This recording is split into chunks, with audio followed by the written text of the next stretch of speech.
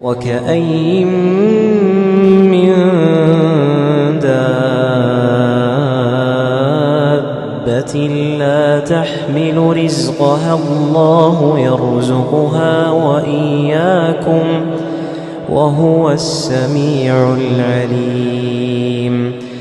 ولئن سألتهم من خلق السماوات والأرض وسخر الشمس والقمر ليقولن الله، فأنى يؤفكون.